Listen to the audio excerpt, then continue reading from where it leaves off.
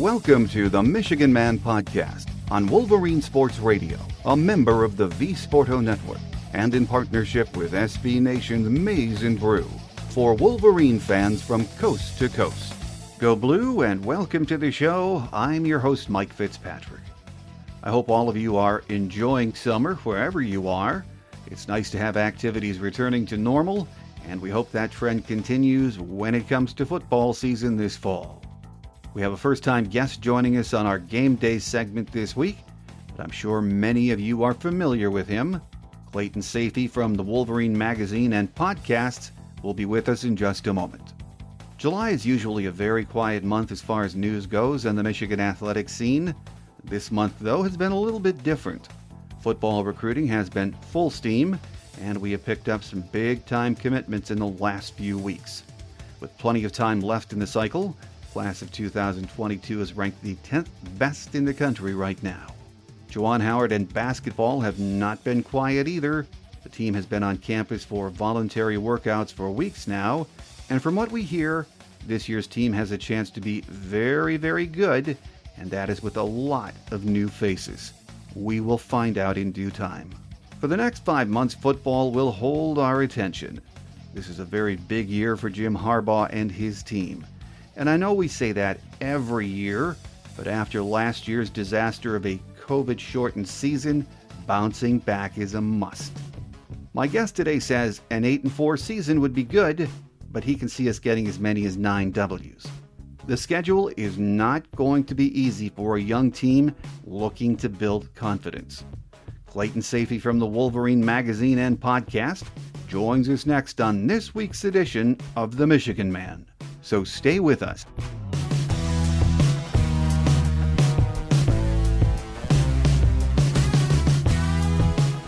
Here with us on this week's Game Day segment is Clayton Sayfie from the Wolverine Magazine. If you listen to the Wolverine podcast, you also hear Clayton do a great job with that. First-time guest on the show, Clayton. I don't know what took us so long, but welcome aboard. Yeah, what took so long? No, I don't know. It's great to be here, but been listening for a few years now. I know you've had a lot of my coworkers on, or all of them on, and it's a great podcast, so excited to be here. Glad again to have you with us. And right now, here we are in, almost mid-July.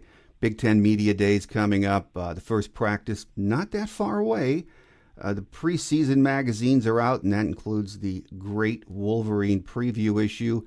And Clayton, you did a great section in that issue with an overview of this year's opponent. So if we could today, let's take some time to look over that schedule and get your thoughts as you did in that overview. Starting with the opener, it's going to be Western Michigan Labor Day weekend. What we do know about the Broncos is that they are supposed to be bringing in a lot of offensive firepower, big questions on the defense. It seems right now that offense will be a really good test for Mike Macdonald's new defense, won't it? Definitely, and that's kind of the first thing that comes to mind is this is the first game, not only of the season and all of that, but the first game of the Mike Macdonald era on the Michigan defense. So he's going to have to, slow down a Western Michigan attack that I think can come in and put up, points in the 20s, depending on how things go. But, it'll be a good test, I think, going into that Washington game, knowing that they have to prepare for a serious offense. The numbers for Western Michigan last season were a little inflated since they only played MAC opponents. Usually they will play a game like a Michigan game or, something like that, but they only had 6 games against all MAC opponents. So I think the numbers are a little inflated, but they returned just about everybody on offense. And again, I think it is going to be a good test for Michigan's defense.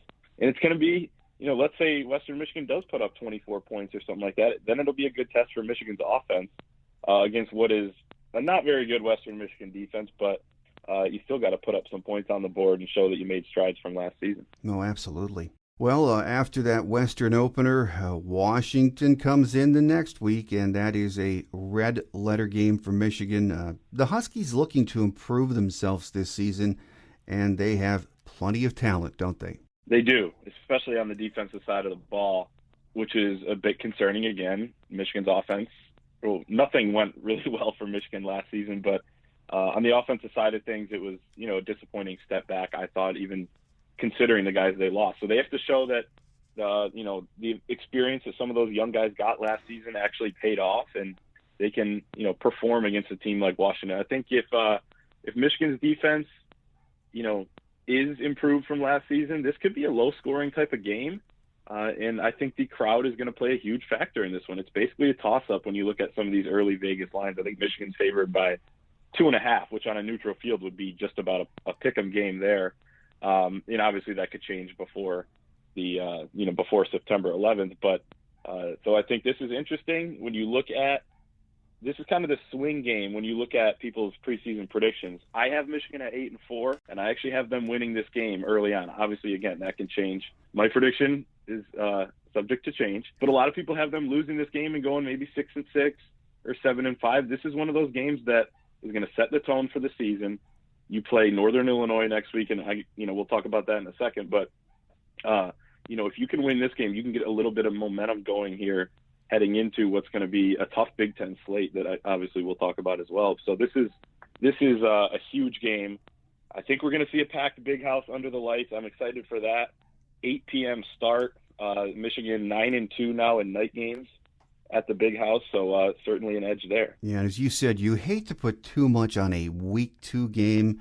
I'm not expecting a W in that game. I don't know why. I just have bad vibes about it. Because it is Washington and a very good opponent, the psychological factor or impact from winning a game like that, really, it could be a turning point for this team, even though it's Week 2. Right. And I think one of the things, too, that Michigan has to prove is that, let's say they do drop this game as you expect them to and as many people expect them to.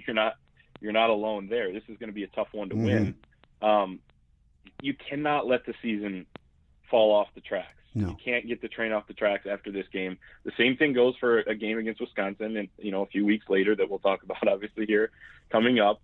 But this Michigan team too many times, whether that's within a game, or within a season or within a grouping of games where things don't go their way and they kind of wilt a little bit over the last couple seasons. And they've been able to regroup at times. You look at 2019, they put together a solid season, but you're down 28-0 at half a couple times in a row to Wisconsin. You got to be able to respond. So if you lose this game, come back, regroup against Northern Illinois, regroup against Rutgers, and, go into that Wisconsin game with a little bit more momentum and, look to win another big game. This is a big season for Michigan, so losing one game early on in the season cannot derail this team if they want to, frankly, kind of keep things together. Well, Week 3, whatever happens in that Washington game, Northern Illinois, from the MAC pays a visit to the Big House in Clayton. They were one of the worst teams in college football last season, for what that's worth in that COVID year. And they aren't expected to be much better this year, are they? No, they're not. The number one storyline when you look at Northern Illinois is that Rocky Lombardi, former Michigan State quarterback who started and beat Michigan last year in the Big House, will be returning to Michigan Stadium. He played the game of his life last season. I don't think he has enough talent around him to pull out a win in this one. I think this is a game that Michigan should win by 25 points, 27 points. It's actually 27.5 was the early game line here. Northern Illinois, one of the worst teams in the FBS, as you mentioned. And, this is a game that win or lose that Washington game, that's going to be an emotional game at night, be a quicker turnaround than the normal game. But, again, you're at home, so it shouldn't be too much of an issue. But that's an emotional game. This is a little bit of a rebound. You cannot let this become a trap game. But, frankly, no offense to Northern Illinois, I just don't think they have enough talent to even have it be in the conversation of being a trap game. So it should be an easy win for Michigan. Well, after that one, next up is the Big Ten opener with Rutgers. Greg Schiano back as head coach. He's recruiting very well, as we all know. So they're moving, they think, in the right direction. But this year, they are not expected to be that good at all, are they? No, it's a little bit of a scary game. So, when talking about this game on our podcast and things like that and going over the schedule and writing all these previews for the Wolverine Magazine, I've looked at this game and said, man, this is a team that took Michigan to triple overtime last year. Granted, that was in Piscataway, but there were no fans, so it wasn't like it was some raucous road environment or anything like that. But Michigan should be improved. Now, there is one guarantee I have about this season. Michigan will be improved from last year. It's not saying a whole lot, but at the same time, I think this is going to be a better Michigan team. This might be a slightly better Rutgers team but Michigan has too much talent for this to be a game. They're 17-point favorites in this one, this summer when the lines opened up. I think that's about right. This is a game Michigan should kind of handle start to finish. Won't necessarily be a 52-0 blowout like it was a couple of years ago because, as you mentioned, Greg Schiano has done a great job. I don't like the guy personally, but you got to give him credit for what he's done, injecting some life into that Scarlet Knight program. They were lifeless. I mean, they hadn't won a Big Ten game since 2017. They beat Michigan State in the opener last season, and even though they weren't very good, even though they had a ton of problems on offense especially, they showed life in every game. They fought in every game. And, what would they lose to Ohio State by, I think, in the 20s? They didn't get totally shellacked by Ohio State. They were able to hang in there. So this is a Rutgers team that returns a whole heck of a lot. They can be dangerous. So if Michigan is a disaster again this season, God forbid, this is a game that's in play to lose, but I just don't think it's going to come to that. Oh, God. Let's hope not anyway. I can't see that either. So I don't need to be too negative, but yeah. It seems to me Rutgers is just geographically where they're located. They're a sleeping giant. The fact that they are in a recruiting area that is just loaded with talent. Do you have a vibe that Greg Schiano is going to be able to make them competitive in the Big Ten East? Competitive is maybe a relative term. I thought this about Rutgers, that, even when they came into the Big Ten, they were, I don't think they were in the basement there. Didn't they finish maybe fourth a couple times? Yeah. And then they really fell off. So I think they can get there.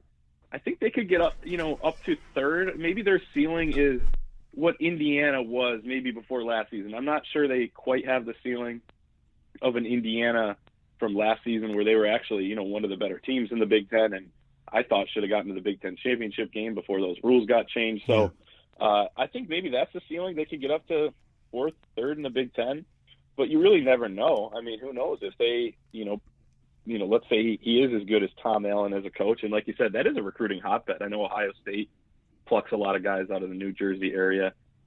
If they're able to do that and keep guys home and fence in the Garden State as Chris Ash tried to do a few years ago, then I guess you never really know. But, I think right now they're just trying to win a few games here in the Big Ten. Well, Week 5 is another one that I have circled on my calendar for a lot of reasons.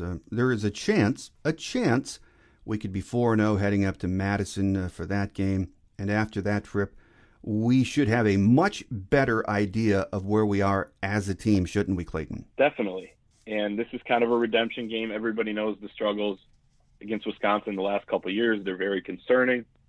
I was talking to Adam Rittenberg of ESPN, the national analyst, a few weeks ago, and I was just asking him about the gap between Michigan and Ohio State, and then he ended up bringing up the fact that, everybody right now there's a gap between Ohio State and everybody in the Big Ten, Michigan included, but it's concerning that Michigan has now a gap against Wisconsin, a team that doesn't recruit particularly well. I think last year was their first top 25 class in a decade.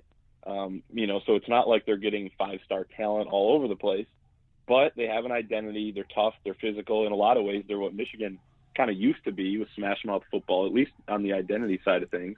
And Michigan has gotten beaten up the last couple of years to the tune of over 300 rushing yards in both of those games. So this is something, at the very least, you got to keep it competitive in Madison.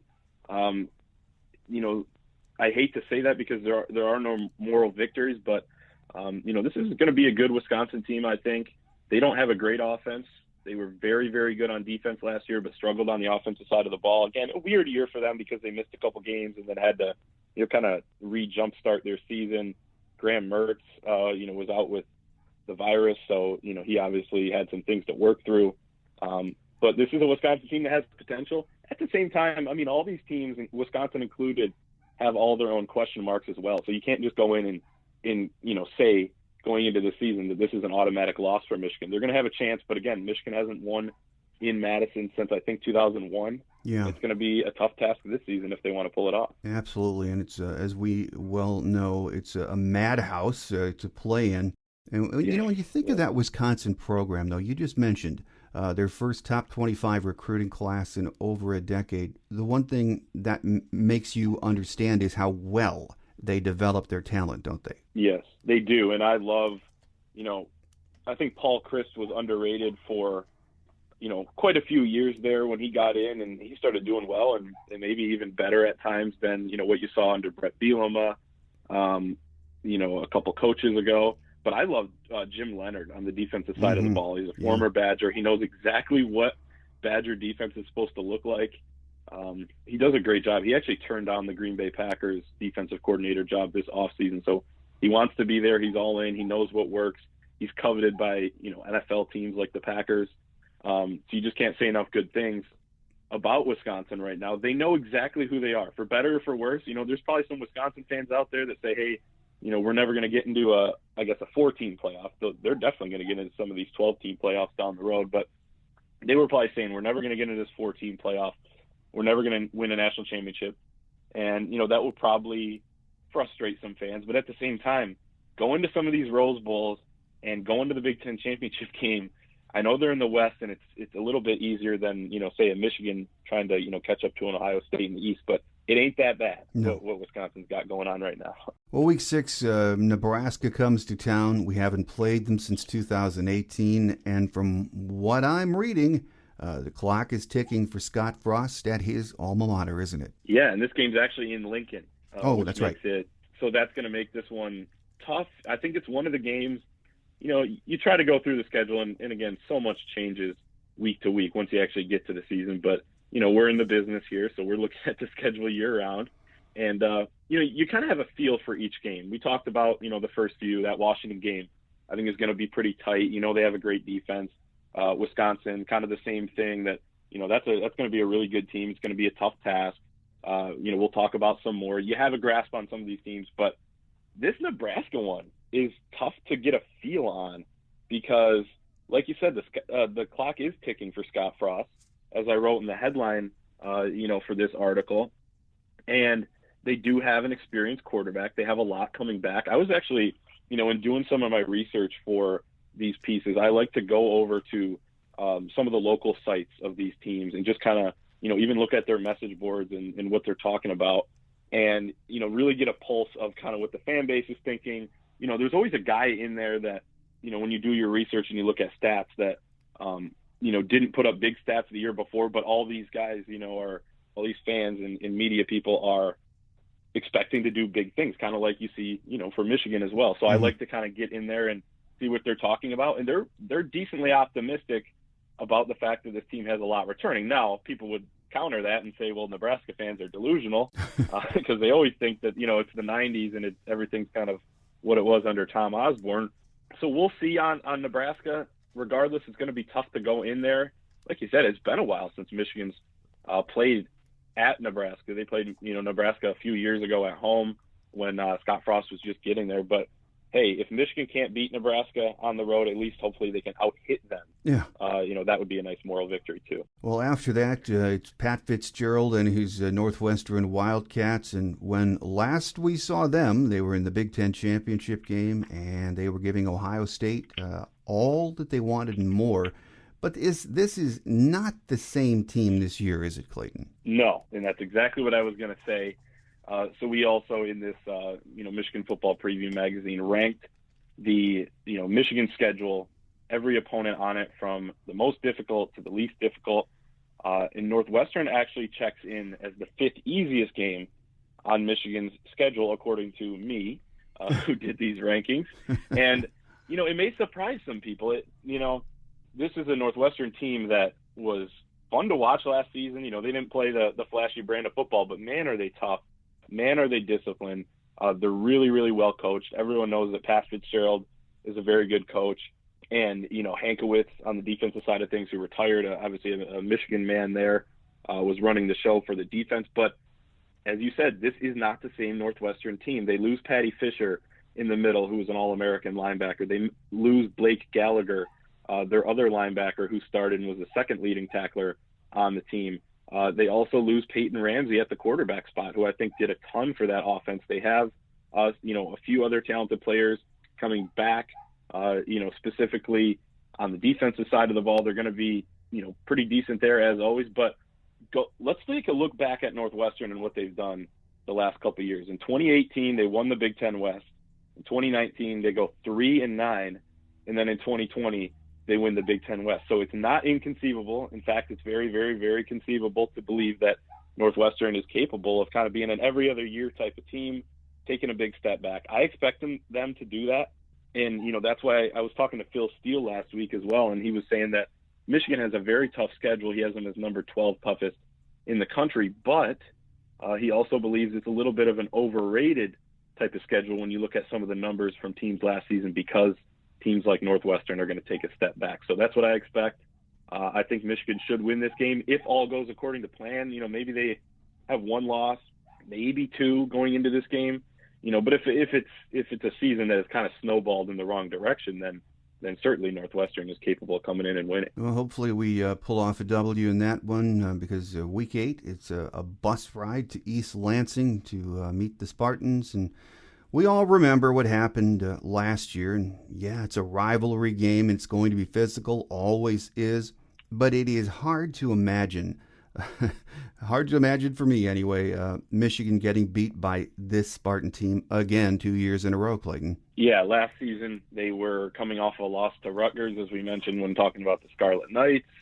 They come into the Big House. Michigan was rolling coming off of that Minnesota game, and everyone thought that this was going to be a good Michigan team. There was I believe it was Joel Klatt, from Fox Sports, saying that this could be Michigan's best team under Jim Harbaugh. He loved Joe Milton, loved what the defense did flying around on that Saturday night, kind of a magical Saturday night. And then reality hit on Halloween in the Big House, and, to say the least. But this was a Michigan State team that finished last in the Big Ten East last season. Michigan, if they would have played Ohio State and, a couple more of those games, may have beaten them out for that last spot. But facts say that Michigan State was last in the Big Ten. This was not a good Michigan State team. This will not be a good Michigan State team this season. I think their over-under win total on the year is 4.5. So this is a team not expected to make a bowl game. If you lose this game, if you're Michigan, Jim Harbaugh will have a losing record against the Spartans. You don't want that, certainly, to say the least again. But, yeah, I think this Michigan State team, they're in kind of a similar boat to Rutgers. They're probably starting from a little bit higher of a point, and I guess that's maybe even a little bit more why it's a little bit more impressive what Greg Schiano's doing. But, they're bringing in a lot of transfers. They're trying to kind of jumpstart a program that was, let's be honest, picking up the pieces a little bit after Mark D'Antonio unceremoniously resigned. So Mel Tucker's trying to do some similar things there, bringing in a lot of transfers. There's not a ton of talent. This is a game that Michigan has to win. I think it's about the number one and most important game on this schedule in terms of you must win it. Ohio State, you'd much rather win that one, but this is the game that I think you have to win for Jim Harbaugh, for this Michigan staff, to prove to the fan base, to the media, to everybody, to themselves, that this thing is starting to go back in the right direction. Oh, absolutely. And you've got to get it for the reason, too, that the next week is a very scary game. Coach Allen and his Hoosiers. Now, they've lost assistant coaches in the offseason, some starters, but overall, this team has a lot of talent, and they will be a very difficult team for Michigan to beat this year, won't they? Yeah, Indiana's kind of flipped the script a little bit. They were kind of always that team searching for the marquee win. And for a few years there under Tom Allen, even going back to the Kevin Wilson era, it felt like they just couldn't win that big game. Remember, they took Michigan to overtime, double overtime a couple times, and weren't able to pull those out. Finally, they win for the first time since, 1987, I believe. They beat Michigan, and like you said, they were beating just about everybody last season. They hung in tough against Ohio State. As I mentioned earlier, I thought they should have made the Big Ten championship game, but Michael Penix coming off of an injury late in the season last year. We'll see how good he is again. I expect him to be, back up to, what his former self was. This is a team that has a ton of talent in the defensive backfield. Tom Allen, I think, is, you can talk all you want about him being a great motivator and, what he's done to kind of bring some energy into that program and create an identity there. He's a defensive mastermind, in my opinion. The way he disguises his defense, he made it tough on Joe Milton and a ton of other quarterbacks, including Justin Fields last season, who threw a few picks against them. So this is a well-coached Indiana team. a good Indiana team, and it's going to be darn tough for Michigan to pull this one off. At home, like you said, this is kind of one of those ones you pencil in as a loss, to be quite honest, and that really shouldn't be the case against Indiana. But I guess the bulk of that has to be credit towards them, because they've done a great job to kind of get over the hump a little bit with their program, and now they're the hunted. They're not the hunter anymore; they're the hunted. So it'll be interesting to see how their season plays out themselves. Yeah, going to be a very tough game, and you really want the W against IU, because you turn around the next week and you head to Happy Valley for what I'm guessing. I don't think they've made it official yet, but I'm guessing it's going to be a whiteout game and a night game. Again, I don't think that's official yet. But either way, getting a W in that madhouse is never easy, as we have seen so many times. As of right now, I find it hard to believe we're going to do that this year, Clayton. Yeah, it's another one of those ones that you can kind of pencil in when you're going through the schedule as a loss, but I wouldn't necessarily write this one off yet. I mean, Penn State, sometimes we can follow a team, and I'm guilty of this all the time, covering Michigan and day to day, we're writing articles, we're interacting with fans, and we're really looking at everything through a Michigan lens. But if you take a step back and look at it through a Penn State lens, they have a lot of question marks as well. I know they turned their season around last year.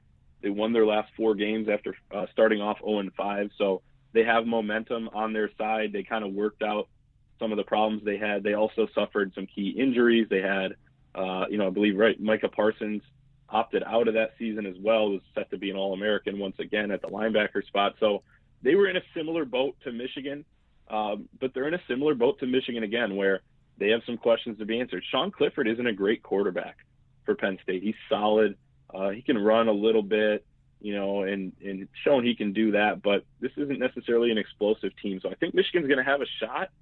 I expect them to lose this game, but I think Michigan is going to have a chance in this one. And yeah, the whiteout hasn't been too kind for the Wolverines in years past. If you're a Michigan fan, I think you're kind of hoping this is maybe a 3:30 start, and you hope for some good luck from the TV gods here. Hopefully we can find a way anyway to scratch out a win there, because the next week it's Maryland. Mike Loxley has, as we know, upgraded the talent of the Terrapins, but this is still a team Michigan should be able to handle, even on the road. Yeah, I agree. And this is another one of those games that, if Michigan's season is going okay, as good as maybe we think it can, where they're losing those games you think they're going to lose, but they're winning the winnable games again, like we've seen them do not all too often, very, very often.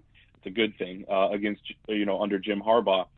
It's a natural trap game heading into Ohio State, but you can't look ahead of this Maryland team, which is kind of seeking some more consistency this year. And, I like Talia Tagovailoa, the brother of Tua, who transferred from Alabama. He's got a great arm. He's a gunslinger. He's gutsy, but he's inconsistent. In losses to Northwestern and Indiana last year, he threw a combined 6 interceptions and only completed 50.8% of his passes. But in wins over Minnesota and Penn State, he completed 72.1% of his throws for 670 yards, 6 touchdowns. So he's shown he can be really, really good at times. He's also shown that he can just, have some duds of games. So, and I think that kind of goes for the whole team there. But Mike Loxley is recruiting a little bit better as well. You see some of these teams, finally Rutgers and Maryland are benefiting from being a part of the Big Ten on the recruiting trail. For so long it was like, they should be recruiting a little bit better, but they just weren't. I think you're seeing that now under Greg Schiano and Mike Loxley respectively. So Maryland's another game that's a little bit scary, just because of where it's positioned in the schedule and the fact that they do have some talent, and they do have especially, a lot of talent on the offensive side of the ball, but a winnable game. I think Michigan by double digits if I were to give an early prediction. Well, and it could be a trap game. It just depends, where we are at that point in the season, and we're going to want to get it. Definitely. Because Thanksgiving weekend means it's time for the game. Ohio State is simply reloading, and I have not read or heard anyone that thinks Michigan has a chance in that game. That said, the table has to turn at some point, and Ohio State is not going to have a drop-off anytime soon from a talent perspective. As of this moment, it's very hard to imagine Michigan ending the skid this year, isn't it, Clayton? It is very hard to imagine that. Sadly, from a Michigan standpoint, At the same time, this is going to be finally, I think, the year that we find out a little bit more about how good of a coach Ryan Day is. I've been skeptical of exactly how good of a job he's doing. I know he's a very, very good offensive mind. He's a good offensive coordinator. He's done a good job. I'm not taking anything away from what he's done as a head coach, but they're finally losing significant talent once again on the defensive side of the ball. And frankly, people kind of forget this, but they were not very good on defense last season, especially in the secondary. Mm-hmm. They were in the bottom half of the Big Ten in passing defense, in yards per game allowed. So, that's something to watch. They lose guys in the secondary there. They happen to have 4- and 5-star guys to replace them, but at the same time, these are some unproven guys. And then you can't just say about this Ohio State team that C.J. Stroud, who looks to be the favorite to win that quarterback job, is going to be as good as Justin Fields or is going to be really good right away as a redshirt freshman. Everyone's kind of expecting that. I've seen a couple rankings of the Big Ten quarterbacks, and he's coming in second or third. I've seen him second a couple times right behind Michael Penix. This guy hasn't taken, maybe he took some snaps last year. I'm not exactly sure, but he hasn't taken many snaps or any meaningful snaps. So I'm not totally convinced that Ohio State is going to win the Big Ten. I think they'll win the Big Ten East, but I'm not going to say right away that they're a lock to win the Big Ten like I thought they have been in years past.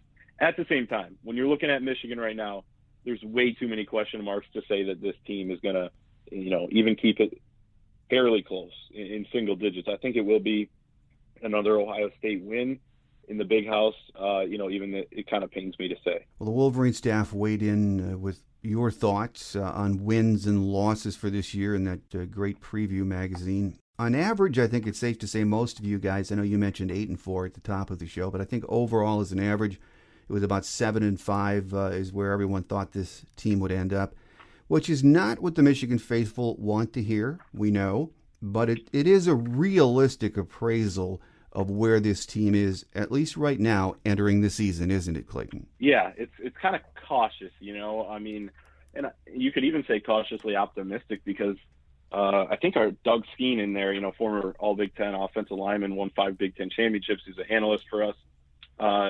Said 5-7, or it might have been. He's been saying 5-7. He might not have been included in the preview, but I believe Doug Karsh was 5-7, if I'm not mistaken.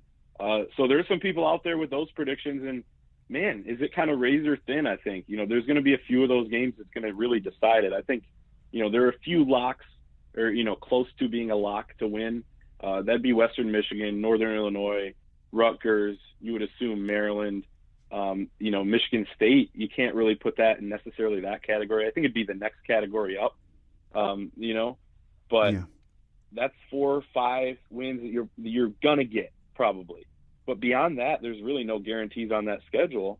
Sure, there are some teams you should beat, like a Northwestern, like we mentioned, but this is a tough one. And if some of those teams end up being a little bit better than we think, it could be a rough season. So I'm at 8-4. I'm a little bit more optimistic than the others. I know John Borton's also at 8-4, so shout out to JB, for making that prediction. I'm right there. I think that they're going to lose the games that they should lose. I think they're going to impress in some of those other games, and it's going to come up. I was talking to Phil Steele about this, who has Michigan at 7-5, and I said, how close are they, though, to being a 9-win team or a 10-win team like we've seen them be a few times under Jim Harbaugh? And he said, it's going to be close. He thinks it's, Washington is nearly a toss-up since it's at home. He thinks that, Indiana can be a game that Michigan wins, Penn State. So if they are a little bit better than people think, they're going to be right in some of those games, and that's really going to decide how this record exactly plays out. But at the very least, right? I mean, Mike, what do you think? They got to make a bowl game here to prove that they're taking some positive steps forward off of that disastrous season. Oh my goodness! I mean, I can't imagine that they won't. That would be right. Well, for Jim Harbaugh, that would be not good. When I look at this team after following Michigan football for so many years, I look at the talent level and how we've recruited in the Big Ten and against and nationally. There's so much talent on this team, and I know when you read the analysts from around the country, they say there are so many question marks, and I agree. So to me, I think 7-5 is a fair prognostication of where this team will end up. But because there is so much young talent. I think really in the end what it's going to boil down to is who steps up. How many of these young players surprise us and start living Right. up to their potential maybe early? So I sort of agree with Phil Steele. It's razor thin, but I could see this team winning 9 games. I'm with you. I don't think I've heard some people say that the ceiling's 8 wins or something like that. I think they're kind of forgetting that, and maybe part of it is the fact that, last season, everything was so crazy with playing conference only schedules and things like that. But, if you're good enough to win 8 games, you're probably good enough or very, very close to being good enough to win 9, to win 10, because, in college football, it's not always where if you're better, you're only about 2 games better than the year before. And then the next game or the next year, you win 2 more. You can make significant jumps in college football. Teams are very different year to year. You see so much roster turnover. That's what makes it kind of so fun, because you can get a team that surprises. And your point I thought was outstanding, that, man, it's time for some of these guys that were high recruits or, pretty good recruits, or that Michigan loved in the recruiting process, that are now in their second year, maybe their third year, to step up and, surprise some people and burst onto the scene. I think it's been, a couple of years since we've really seen that. We didn't see it last season. I know it was a shortened year, or maybe if they would have had spring ball and some more time in the fall, where you would have seen some of that development happen a little bit quicker. But this is a big season for some guys that can also look at the roster like us and say, hey, there's not a ton of talent in front of me here. Let me make a move and become the guy that, everyone thought I was going to be coming out of high school. So there's opportunity there, and I think that's why you can't write off a 9-10 win season either. I agree with that. It's well past time for a lot of these kids to step up. And I know last year, Right. what still lingers in my mind is listening to, Fox analysts and ESPN sportscasters talk about the culture at Michigan and the bad attitude that was to them so obvious from so many players during games, something I thought I would never see at Michigan. From the get-go, that is something I hope is corrected. Yes, that is, thing number one that you need to correct. You never thought you would see it at Michigan, especially, if you're fortunate enough to have seen a lot of those earlier and really all the Lloyd Card years and, the Gary Mueller years and the Bo Schembechler years. It's something you never thought you'd see. It's something you never thought you would see under Jim Harbaugh, a disciple, of Bo Schembechler, and a guy who knows exactly what this program is all about. So it is baffling. It was disappointing. It was a little bit saddening last season to see that. You saw the body language on the sideline. I thought it was a little overblown last year, but I still think it was a thing. There was not much life on that sideline. There wasn't much fight in that team. When they got down 28-0 at halftime and they're in the rain against Wisconsin at home, I mean, it was kind of eerie, when you see some of those shots on TV of the, panning out, and it's an empty stadium and there's a lifeless Michigan team on the sideline. So that needs to be corrected. And I think they've taken some great steps, Mike, to kind of shore that out this offseason. Doesn't it make you feel or sleep a little bit better at night knowing that Mike Hart is in that building and Ron Bellamy is in that building, and even Courtney Morgan, a guy who knows what this program's about, is now the director of player personnel in that building. The Steve Klinkscale, a guy that, we've heard so many great things about when it comes to X's and O's, when it comes to technique, when it comes to recruiting, but also when it comes to culture and caring about the kids and connecting with these kids. Mike McDonald, we've heard nothing but great things. Somebody in the building told us he's the man, and he's connecting well. These kids love him. Matt Weiss, the same thing. We've heard from, some people that are close to the program about the way he's connecting with the quarterbacks. He's completely won that group of guys over. So Jim Harbaugh, when he sat back and everyone thought he was just taking a vacation out in San Diego over Christmas, I can tell you that guy, he is always thinking about his team. He's always thinking about football, and he made some moves that I thought were great. But at the same time, football is not played on paper. The wins have to come. The culture has to come. And the number one thing, as I kind of alluded to earlier, is when things aren't going your way, when you are down 14 or you're losing by double digits on the road and some guys want to pack it in, you just can't do it. You can't allow, them to do that, because there's more season left to play. There's more game left to play. My philosophy when I think Michigan was down 21-0 to Wisconsin on the road in 2019. Yeah. And they kind of gave up at that point, but you didn't necessarily know it would get that bad. And I was saying, well, I mean, they just scored 21 unanswered points. Michigan, a team that was, ranked and expected to do big things, was the preseason Big Ten favorite, can rattle off 21 of their own. That unfortunately wasn't the mindset of that team.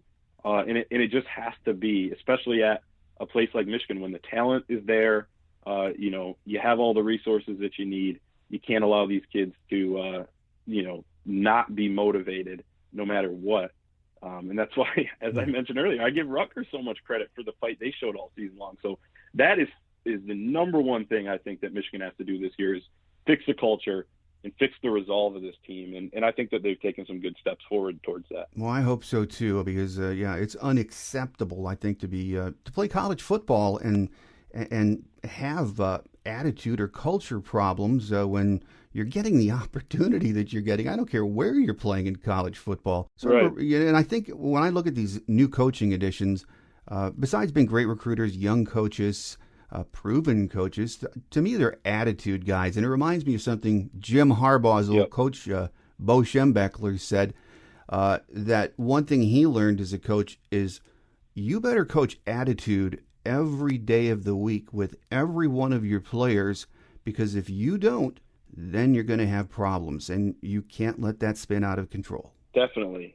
That's why, like we said, it's just surprising that happened. But at the same time, I mentioned it with the wins and losses. College football is different year to year. This roster is different. The complexion is different. Aiden Hutchinson is now in his senior season, and we've heard great things about the leadership he's taking. These guys are bought in. They're sick and tired of being sick and tired. And there's something about a group of guys that, you saw it in 2015 in Jim Harbaugh's first season, that, they were just sick of losing, and they went off, and rattled off 10 wins. Even Brady Hoke's first season, that group was just like, man, we're too good to be, put in these spots and losing these games. And they rattled off 11 wins. So I think that the culture is going to be better than it was last season. And like you said, some of the attitude type of stuff has to get cleaned up. We've heard great things about what exactly went on during spring ball in terms of that, where, some of those coaches that Jim replaced weren't as personable with the kids. I thought a lot of them were very good teachers of the game, but if you're not getting through to a kid, and if the kid has tuned you out, it doesn't matter how much you know about technique or X's and O's. So, if you can get through to these kids, which, we've heard there's some more open door policies in that building now, and that the kids actually really like their position coaches. A couple guys that were kind of on the fence of transferring decided to stay because of some of these new coaches. So that, in a time where things are pretty quiet in the Michigan football world, the college football world, as you kind of mentioned earlier, that we're waiting for training camp to start. The little bits and pieces we're getting, I think, are positive on the culture front. Well, a final question before we let you get away here, Clayton. You and I know that for the fans, and even many in administration in Michigan, the clock is in some way ticking for Jim Harbaugh. What do you think, as we sit here in mid-July, would be the minimum he needs to do this year to keep his job for another couple of seasons? I think that's a loaded question. It's a great question, because it's kind of the one that I think that the most people are asking coming into this year, because last season, Jim Harbaugh got his contract extension. We all know that he took a pay cut. We all know that his contract is now laden with incentives to win championships, to win, a certain amount of games, to get to a playoff, all those types of things. Now, Ward Manuel also said, when we got him on a Zoom call, with a bunch of reporters a few months ago, somebody asked, what is the, minimum? He said, I don't put a minimum on things. I want to compete for championships. No one wants to compete for championships more than me, more than Jim Harbaugh, more than the coaching staff, more than the players in that building. And he said that this isn't kind of a one-year type of thing. Now, I think it can be if things are disastrous. If they miss a bowl game, if they lose to Michigan State, if they lose one of those Rutgers-Maryland games, and they just kind of show that, all right, this isn't working, then I think it very well may be over. But I think if they can win 7 games, can win 8 games, maybe even 6, depends on who you lose to. If you beat Michigan State, and you show that, 1, the culture's fixed, as we've talked about at length here. 2, their player development. Guys are getting better. They're playing, good football at times. Maybe they're a little inconsistent. It's a young team, so they're losing a couple games. But showing that you are improving throughout the season, I think, is going to be big as well. There's an aspect to this that I think is the eye test, about this team. It's not going to come down necessarily to the record at the end of the year. You're not going to discount that by any means, but it's going to come down to the look of this team. If it looks anything close to what it was last year, that's a big, big problem, I think, for Jim Harbaugh in his future. But, Jim Harbaugh's got his back against the wall. He's uncomfortable in a lot of ways. I feel like a guy like him and a competitor like him likes that to an extent. He said he's betting on himself. Hey, that's why they play the games. I think this Michigan team is going to be a little bit better than some people expect. I think so too, and I hope so.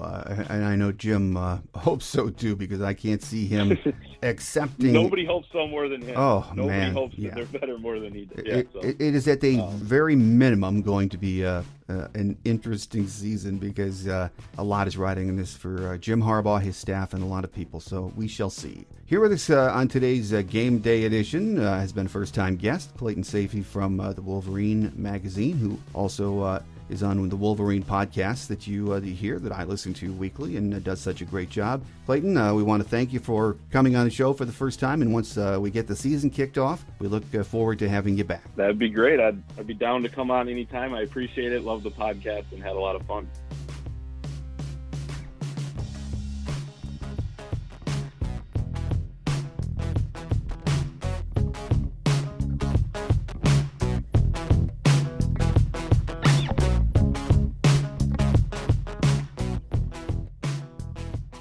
On Quick Hits today, thanks again to Clayton Sayfie from the Wolverine Magazine for being our guest. He'll be with us again once the season gets underway. Big Ten Media Days is next week, and the start of fall practice will follow in 2 weeks. It's hard to believe another season is almost here. College football fans love this time of year, though. We're all undefeated, and hope springs eternal. This will be the year we challenge in the Big Ten. We hope, anyway. So let's enjoy the build-up and what's left of summer. To that end, I'll be on vacation for the next 2 weeks. We will return to regular programming the first week of August when I get back, and spend the month previewing the season. When the action starts in September, we'll be back to our 2 weekly shows, as we have for many years now. A visitor's edition with the opponent's radio play-by-play voice or beat writer, and our Michigan Game Day edition with one of our own writers or radio reporters. So once again, enjoy the next few weeks and get ready for an August of previews and hype as we eagerly wait to get another Michigan football season underway. Have a great Wolverine couple of weeks, everyone. I'm your host, Mike Fitzpatrick. Until we meet again, take care, and as always, go Blue. Thanks for joining us today on The Michigan Man, here on Wolverine Sports Radio, a member of the V Sporto Network, and in partnership with SB Nation's Maize and Brew. Our listener lines are open 24/7 for your calls at 313-263-4842. That's 313-263-4842. Or email us at themichiganmanpodcast@yahoo.com. That's themichiganmanpodcast@yahoo.com. The Michigan Man podcast is produced at the studios of Robin Lynn Productions, Allen Park, Michigan, and is not affiliated with the University of Michigan. Go Blue!